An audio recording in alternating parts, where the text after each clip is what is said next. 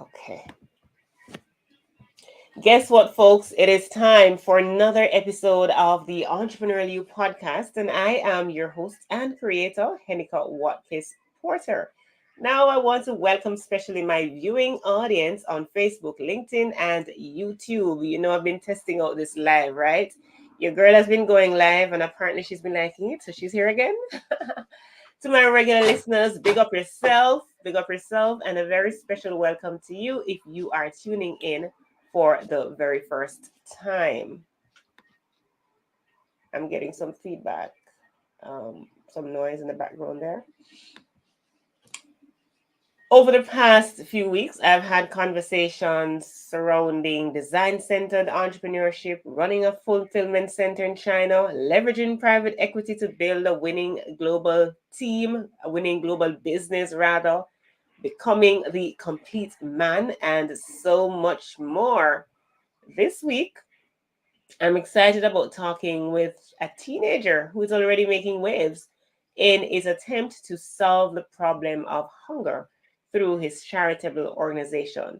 But before I bring him in, of course, I want to thank the Jamaica Stock Exchange, who has continually supported the work of the Entrepreneurial You. And here is a word from our sponsor.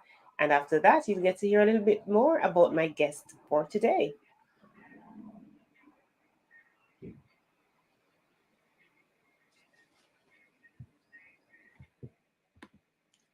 Is some music or something playing in the background, Camden? I'm hearing stuff. Or Oh, I'm muted right now. okay, so now I'm not hearing anything. But of course, when you're talking, I want to hear you. Oh, let me know when I'm ready. Should I mute or No, but I don't know where's that music coming from. I'm not sure. I'm hearing sound, so I don't know if it's your background. There's a ambient noise somewhere in your background. Um, do you want me to leave and come back? Um, well, let's try that. Okay. Yes, my friends, this is the joy of doing live recording. You get these things, yeah, these things happen, right? So you wheel and come again, and you continue like nothing happened. So when Camden gets back on, we're just gonna pick up the pieces and move right ahead because that's what you do when live happens. So, of course, when it goes in a podcast as a podcast, you won't hear all of this because it will be edited out.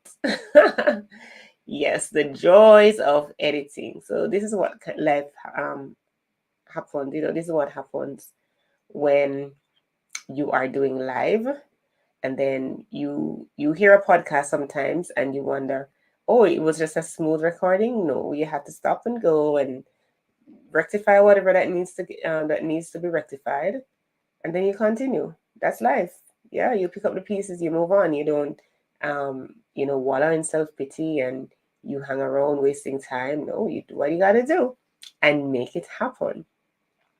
So I love to hear from you if you want me to continue doing the show live, or you want me to just stick to the audio only and don't bother with this live thing. What do you think? Yeah, I'd like to hear from you. I'd like to hear from you.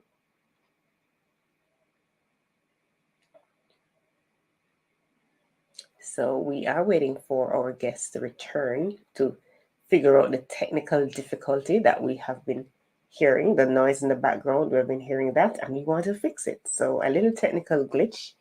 And then once that's fixed, then we're good to go. So hopefully it does not take long. Hopefully it does not take long at all.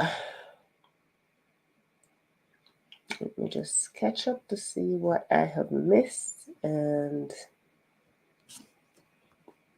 he's not back yet. We're waiting. We're waiting. You want some background music? Let me give you some background music. Let me give you some background music. There you go.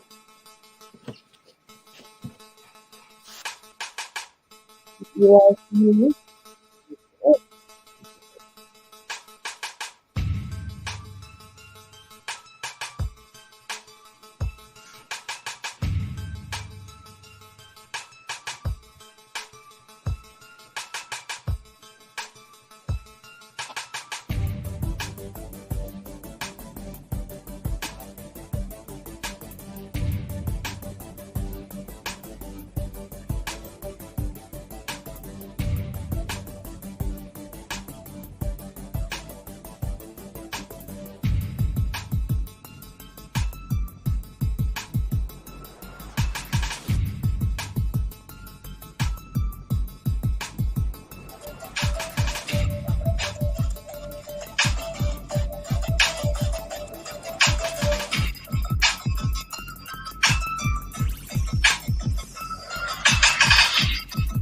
All right. Oh, where is he?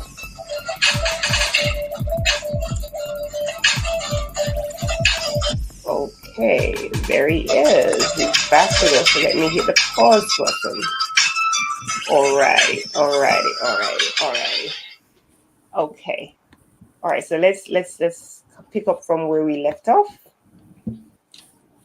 So my guest on episode 306 of the Entrepreneurial You podcast is Camden Francis. Camden is an 18-year-old entrepreneur at heart who founded a 501c3 nonprofit organization called Beyond the Crisis.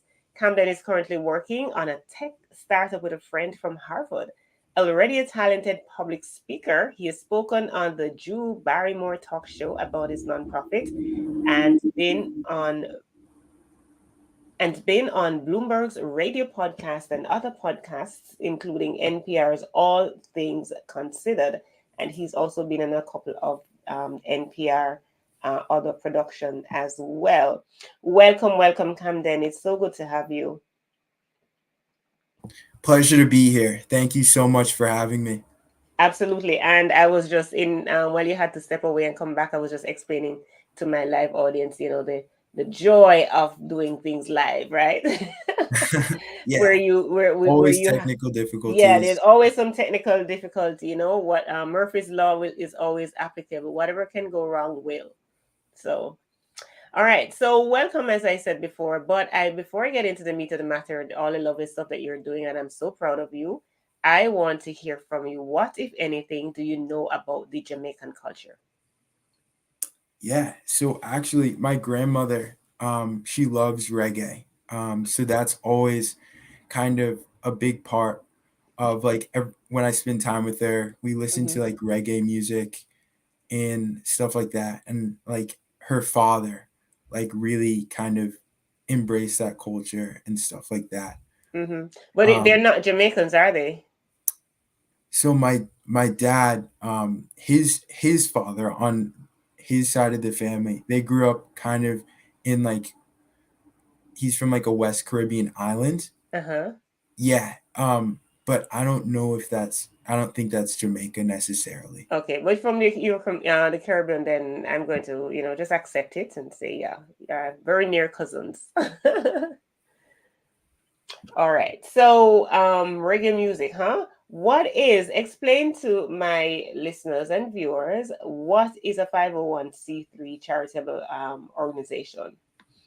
Yeah, so for anybody who wants to kind of learn about a nonprofit organization, or you're in high school and you're looking to maybe be a part of one, or you're looking to build up your resume, do another extracurricular activity, maybe for college students even too. 501c3 is just a certification for a nonprofit that allows you to kind of get more donations, to receive more donations, because it allows you to kind of exempt yourself from some taxes that that can take from your organization's ability to donate.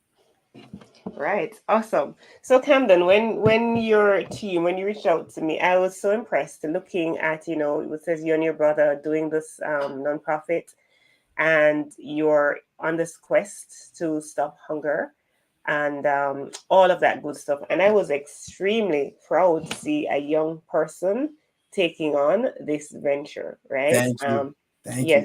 you. I am so big on giving back, and because I believe that to whom much is given, much is expected.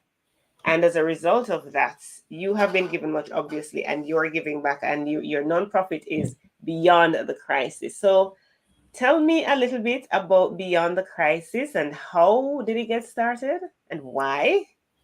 Yeah, so we were established in 2020, and this is at like during the height of the pandemic when there was a lot of uncertainty around, and there was a lot of stress. People were kind of removed from school. There was a lot of isolation, and it was just an unhappy time for most. And my brother and I, being 16 and 14 at the time, we knew that we weren't going to be the ones to, come up with the vaccine or even find a cure or stuff, but we wanted to do something. We wanted to take small steps in order to help our community. And that turned into like an idea. And that idea led us to establish Beyond the Crisis, which is a food distribution charity to kind of help the greater community by distributing goods from point A to point B to help underserved families and just to build hope and optimism during the kind of pandemic time. Hmm. So where were you getting, you're distributing food. Where were you getting this food from? Yeah, great question. So in building this organization, there was a lot to think about. How are we going to receive food? How are we going to fundraise? How are we going to get people around the idea? How are we going to make a community impact? And those are all things that my brother and I thought about. So the first thing we did was we got a mentorship. We reached out to Kathleen Walsh. She was the president and CEO of the YMCA in the Metro North region. And because we were bootstrapped, which means we were almost self-funded, as teenagers, we obviously don't have too many resources. So we had to think about how we can kind of avoid certain pitfalls that might make it hard for us to get started. But today kind of we're off the ground. And after we were off the ground, we received kind of fundraising. So we have a trustee board who kind of are our main donors. They're how we kind of get a lot of the money to run this organization and purchase the food that we need to kind of run operations here at Beyond the Crisis. Hmm. And how do you determine who gets what? I know you said underserved families. First of all, what do you mean by underserved families? And how do you decide who gets what? I mean, there's scarcity, right? Yeah, um, that's another great question. We really are an organization that wants to establish a long-lasting legacy of giving. And what that means is we want to be around for a long time and make a community-wide impact. So one of the ways that we did this is by joining networks of large nonprofit organizations that kind of have a surplus. When there's a surplus of food or there's a surplus overload, we can kind of reach out to our partners and they can reach out to us, right? So we can help a greater number of individuals. And one of our partners to date is the Catholic Charities of Boston, and they're one of the largest nonprofit organizations in the Massachusetts area. So they're a really great partner to have.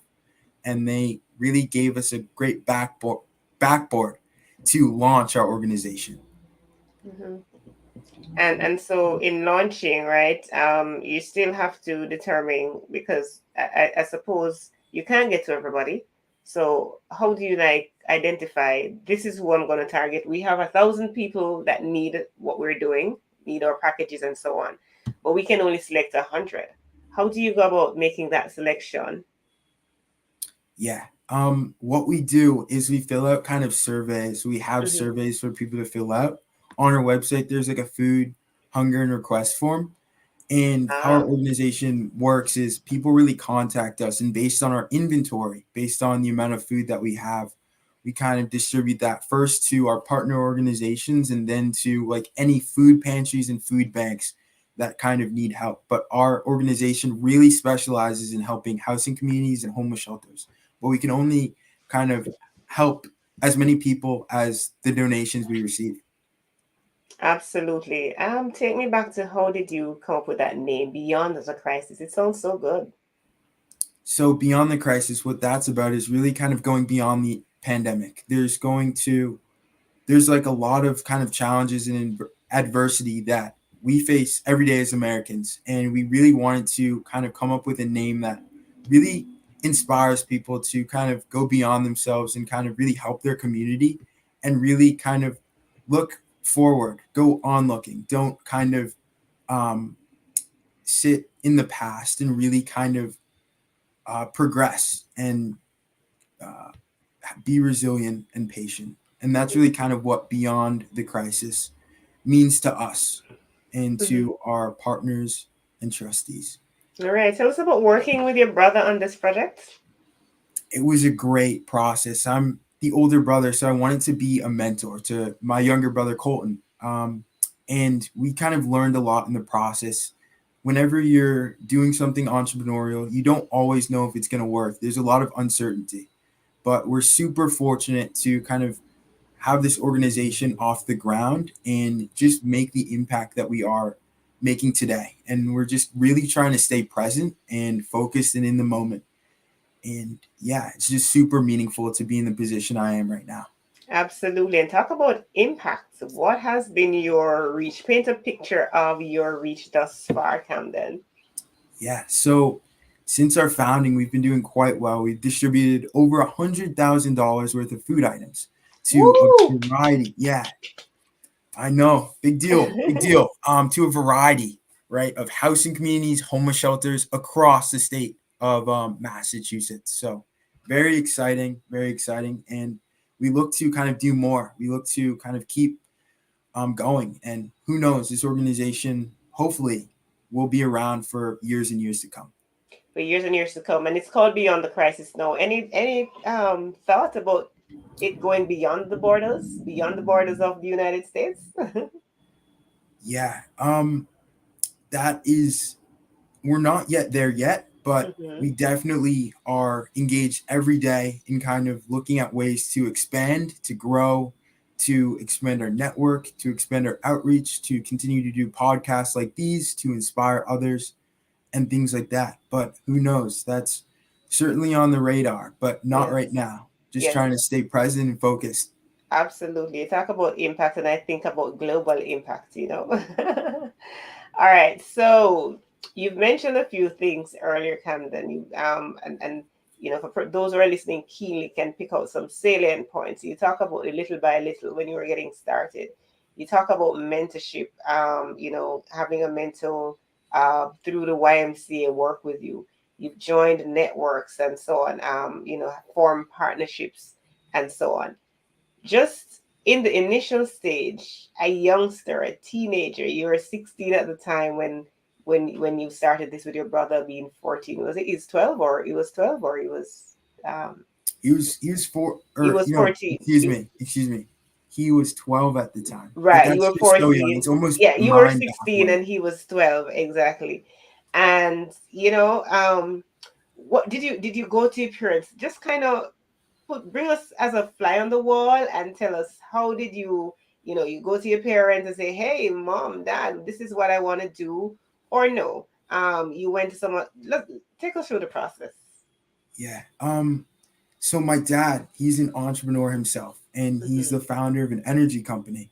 But my dad is big into entrepreneurship, but he's a coach, right? Hmm. He's like, you have to kind of be a player. You have to experience this for yourself. I'm not going to self fund you. You have to kind of bootstrap and do it yourself, because that way you learn. You kind of make mistakes, and without the mistakes, right? I also wouldn't be here today because I wouldn't have the knowledge that I do now about entrepreneurship in general. So I'm super thankful to have somebody in my family who's an experienced entrepreneur himself, and he can kind of give me advice and feedback and pointers. Okay, great. And you have that. And then you went out to the very first person. I'm just trying to see to build on the little by little, right? So you went to that first organization person. Take us through what that was like and how did you get the buy-in initially?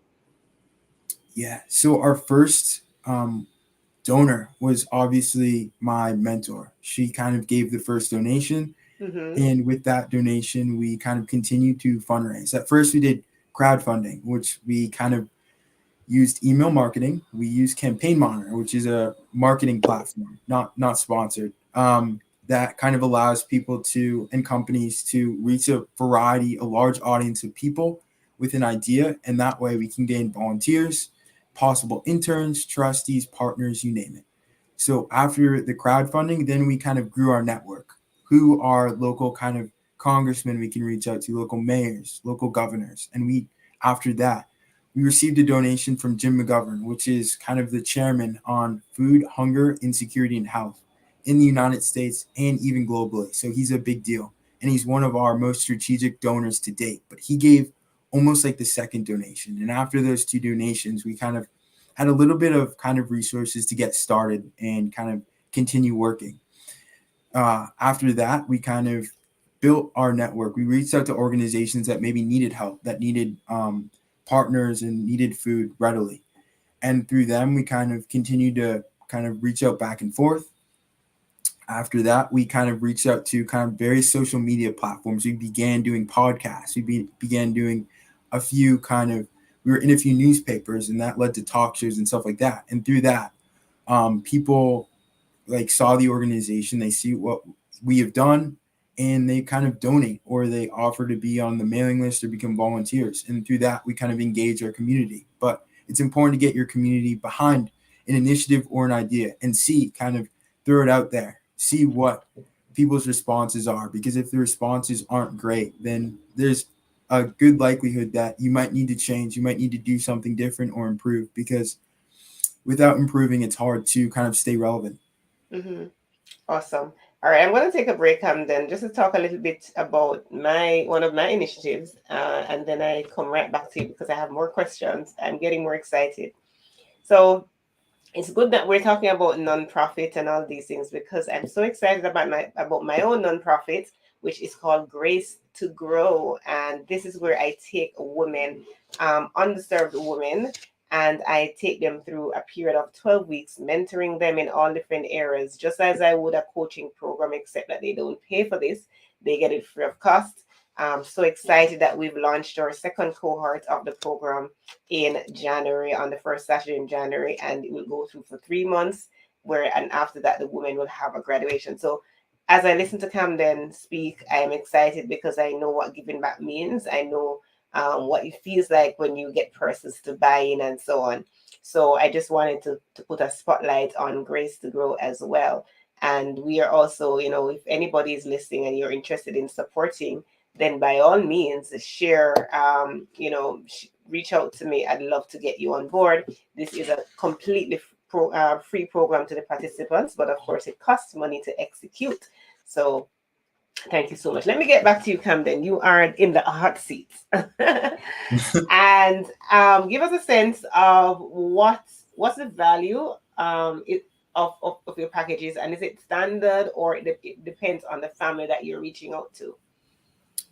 So what we do is we kind of, for some organizations, we give input, like, what do you guys need? What non-perishable items can benefit your housing community or homeless shelter?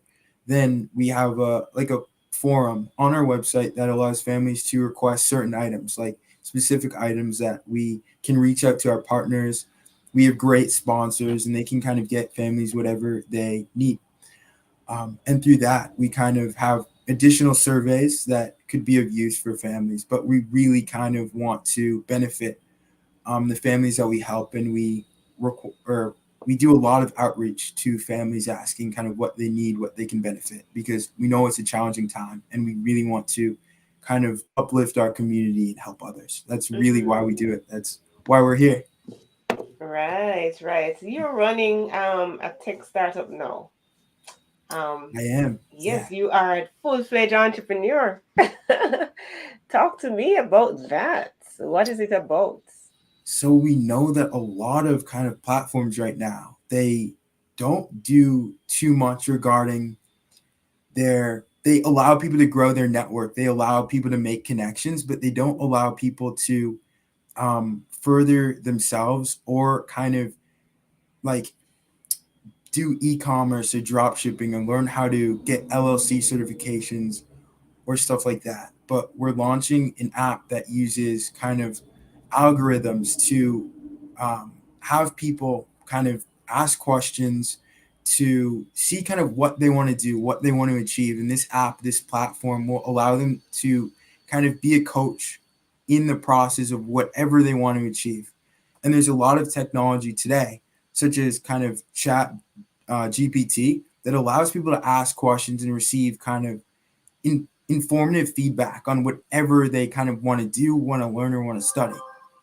So this app that we're launching kind of uses certain algorithms to allow people to kind of further their goals, grow their network, and kind of achieve kind of whatever they want to do ambitiously. But this is still kind of under development, and we're still kind of in the process of ideation. So although we have our some patents and our LLC certification, we are still kind of in the process here, and I can't disclose too much. So I gave a little bit of a vague answer, but you'll hear from me soon about the app. It's called Circles. Circle's right. I was about to ask, and if it's in beta stage, but obviously it's still in ideation.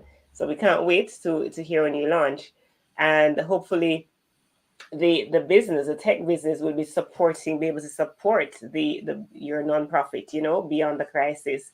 And so you've come full circle where you have your organization, you starting you kind of started backwards, because many people they start with their entrepreneurial venture first, although, and Exactly. running a nonprofit is really entrepreneurship, but Yes. but in the strictest sense, many people they start with their entrepreneurial venture, and then they have a cause that is aligned to that venture. And I Hmm. sorry to interrupt. I actually did that on purpose, right? Yeah. Because in order to grow your network, to grow your platform, most people, in my opinion, kind of um, do it a little differently. But I wanted to give back to my community, to get people around my idea, to get people to like network with my team, to kind of know my platform, to know why I'm here, to kind of know um, my morals at heart before I go out and launch an entrepreneurial money making endeavor. I wanted to first give back to my community, to launch a successful nonprofit, to kind of help people first before I kind of go on my way. But I'm only 19, so we have so much time. Oh, you just turned 19, right? I just turned 19. Ah, and you were so proud to say 19, because here I am talking about you being 18. All right, yes, the 1 year does matter. It All was right. very recently. Say again. It was It was very very recent. it was Yes, yes, yes, very yes. Because I recently. know, I know. When we first connected, it was you were 18 at the time.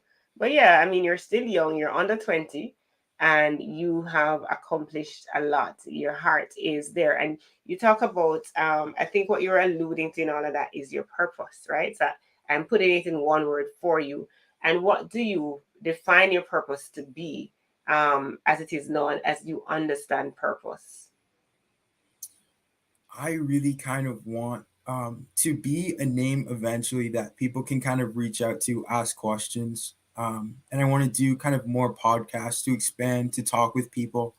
I'm the kind of guy who wants people to just reach out. I want to listen to your ideas. I want to hear your successes. Also, I'm very young, so I'm not kind of at that point yet. But eventually, I kind of just want to network with a wide variety of people, and that's also kind of why we're Mm-hmm. launching this tech startup.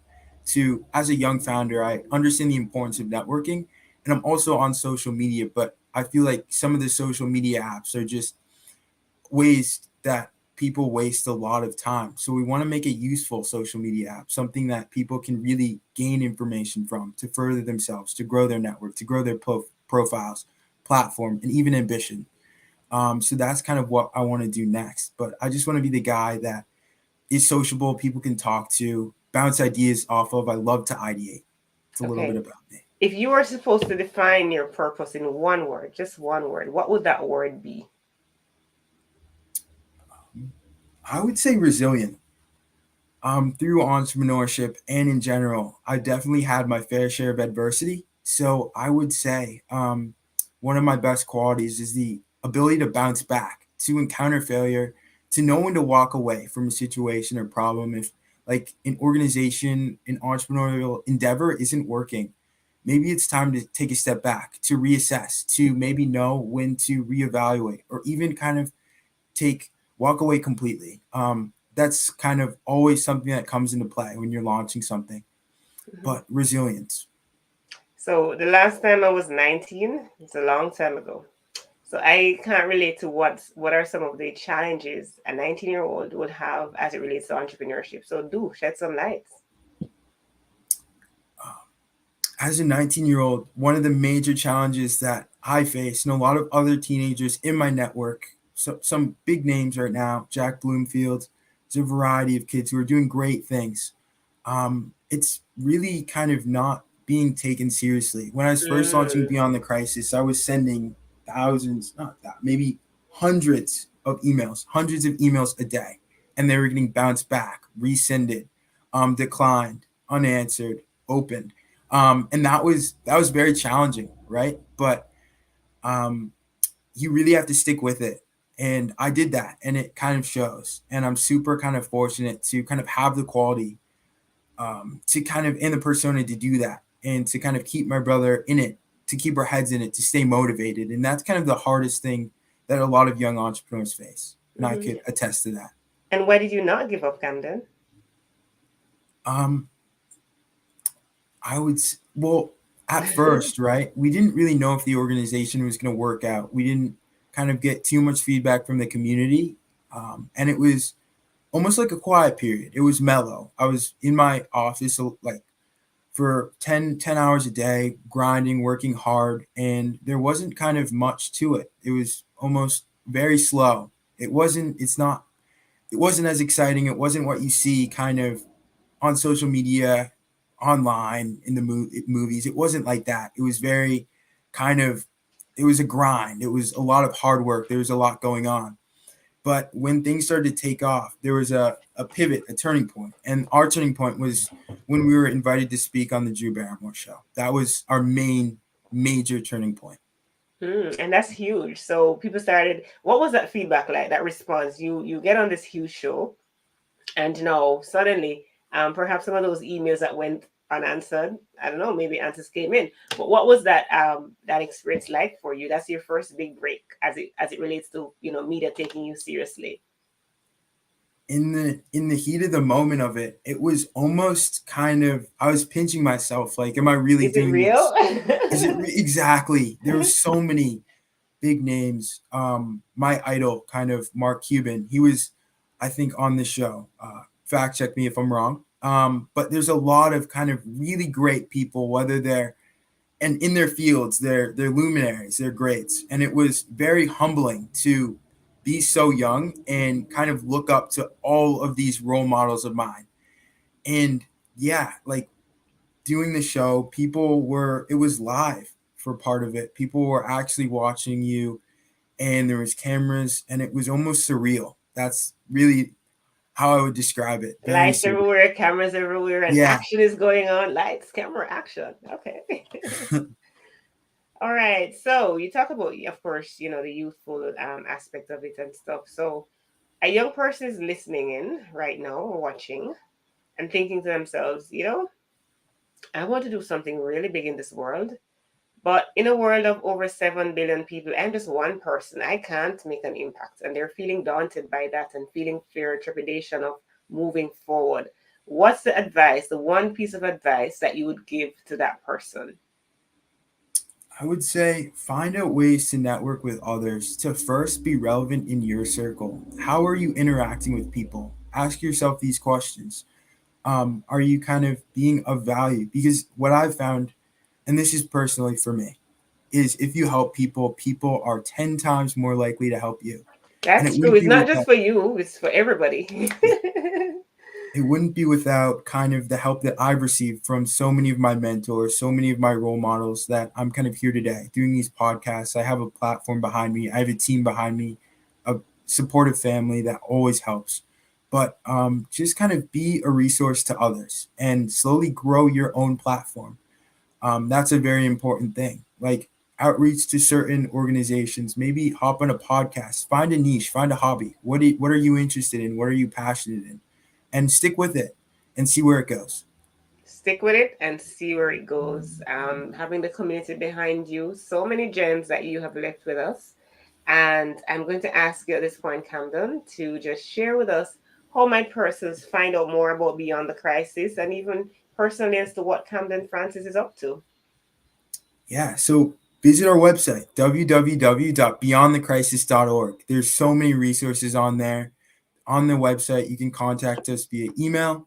You can contact us via phone. Our number is 617-380-7575. So there's so much information on there. And if you're interested in maybe being a volunteer and learning more about what we do, it's all on our website. Fantastic, fantastic. What a pleasure it has been for me speaking with you, Camden Francis. And we've established that Camden is now a 19-year-old entrepreneur at heart, and he's an entrepreneur. And he founded the 501c3 nonprofit organization called Beyond the Crisis.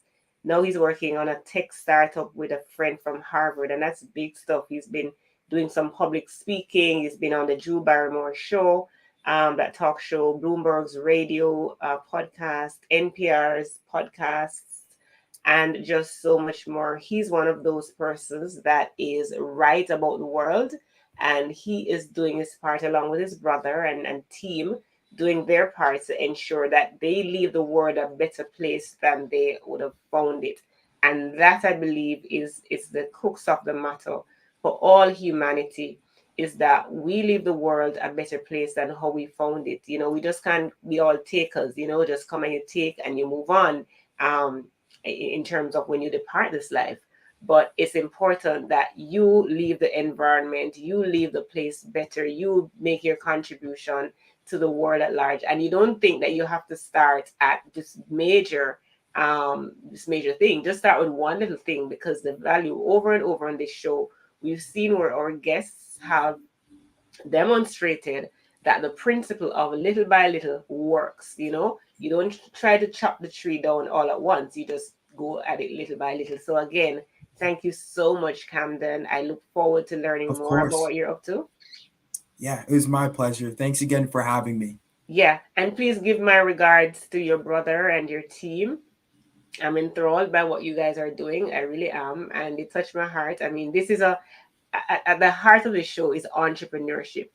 So it's not necessarily focused on nonprofit and stuff, but what I did see when you wrote in, when your team wrote in, that this stood out to me, because I was impressed. A lot of people were going on about what's wrong with the world and the pandemic, and oh my gosh, the world is ending. But here is somebody who is looking for solutions. So for me, that was big, and it's from a young person, even bigger. So thank you again. And thank you, my peak performers, for tuning in to this episode with Camden Francis. Has Camden left any gem with you? He sure has left a lot of gems with me, and just a lot of points to ponder, and food for thought, and just to think about, mull over, and to even ask myself, am I doing what I'm supposed to be doing right now in terms of my contribution to the world at large? How am I making a difference? Am I just here as a taker, or am I a giver? That's absolutely the crux of the matter. May those who come behind us find us faithful, faithful in our call to humanity, to serve humanity. Wow, I feel like I'm preaching. All right, let me stand up. Let me stop right now. And I'd love to get from you, what is your standout moment for today? I'd love to hear it. Send me your feedback at henikawatkis@gmail.com, or on social media at Watkis-Porter. Now, for those of you who are, of course, streaming with me online here, you can just send me a message through one of the apps there, or leave a comment for those who will rewatch as well. Remember to follow this podcast on your favorite podcast app, whether it's Stitcher, Spotify, Google, Apple, you name it. Just whichever app is your go-to for listening to podcasts, then connect with me, and subscribe to the Entrepreneurial You, follow the Entrepreneurial You. And if you want, again, to learn more about podcasting, want me to coach you, want me to do a workshop, to get my book or anything like that, go to henikawatkis.com. Today I leave you with, according to the scriptures, now, or God, we give you thanks and praise your glorious name. 1 Chronicles 29, verse 13. Do what good. And that's a wrap. Awesome.